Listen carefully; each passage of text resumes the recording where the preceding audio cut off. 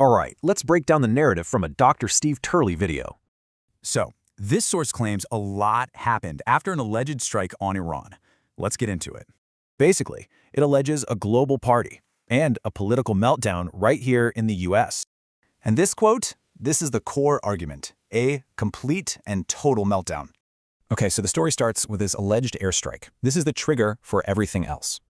The source says this led to instant street parties with thousands of Iranians celebrating. And here's how the video describes it. Dancing, fireworks, the whole thing. The claim is these weren't just local. They went global, hitting places like LA. The video even includes this quote, which it attributes to an Iranian speaking to CBS News. So the source argues the dancing was a cultural tribute, calling it the Trump dance. Now, what about the U.S. political fallout? The source claims it exposed deep divisions. And you can see the divide here. The video basically describes it as a party civil war. Quoting Brit Hume, the source says Democrats were trapped by their opposition to Trump.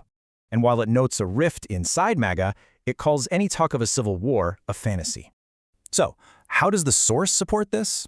Well, it turns to polling data. It points to an Insider Advantage poll showing 54% of likely voters in support. It also highlights a YouGov poll where more people approved than disapproved. But a Reuters poll is called dishonest for how it handled unsure answers. So, the conclusion is a prediction, a big political shift toward Trump and Republicans. The video lays out this three-step prediction for what it thinks will happen next. It claims the Iranian diaspora, usually Democrat-leaning, is now praising Trump, a big shift. So, we're left with this question. How much can foreign policy really reshape politics at home?